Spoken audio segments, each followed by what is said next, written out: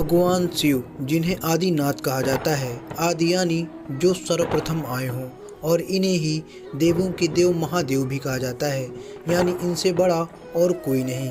इन्हें सर्वशक्तिमान माना जाता है एवं इन्हें ही सबसे उग्र, विकराल काल व इन्हें ही सबसे मृदु भी कहा जाता है। लेकिन दोस्तों, क्या आपको मालूम है भगवान शिव का जन्म कैसे हुआ, उनकी माता का क्या नाम था और उनके पिता कौन थे व इनके गुरु कौन थे?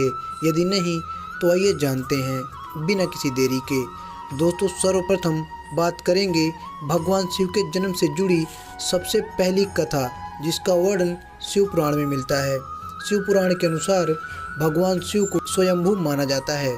स्वयंभू अर्थात जो स्वयं जन्मा हो, अर्थात भगवान शिव स्वयं जन्मे हैं, जिनके कोई माता पिता नहीं हैं। इसी कारण ये पंच तत्व से भी परे हैं, इसलिए इन्हें काल से भी ऊपर माना जाता है। अब बात करेंगे विष्णु पुराण में वर्णित भगवान शिव के जन्म से जुड़ी एक और कथा के बारे में। विष्णु पुराण में वर्णित है कि भगवान विष्णु के माथे से निकलने वाले तेज के कारण भगवान शिव की उत्पत्ति हुई थी और उनके नाभि से परमपिता ब्रह्मदेव जी का जन्म हुआ था। वहीं दूसरी ओर भगवान विष्णु के जन्म के बारे में शिव पुराण में बताया गया है कि एक बार जब भगवान शिव अपने घुटने मल रहे थे, तभी उनके घुटने से निकलने वाले मैल से भगवान श्री हरि विष्णु जी की उत्पत्ति हुई थी। पर दोस्तों, अगर ऐसा है तो विष्णु पुराण और शिव पुराण बिल्कुल एक दूसरे से अलग हैं।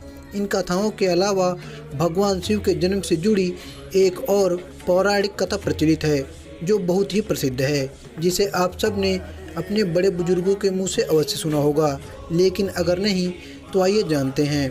आपको बता दें, एक बार की बात है कि भगवान विष्णु और ब्रह्मा जी में बहस छिड़ जाती है कि हम में से कौन बड़ा है और कौन इस संसार में सर्वशक्तिमान है और सबसे शक्तिशाली है।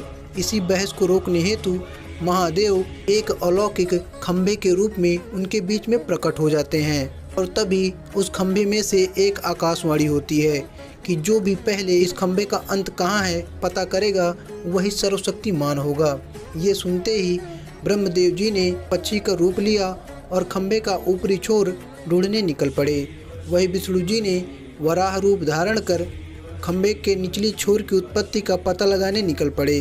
कई आकाश गंगाओं को पार करने के पश्चात भी दोनों खंभे की शुरुआत व अंत ढूंढने में असफल रहे।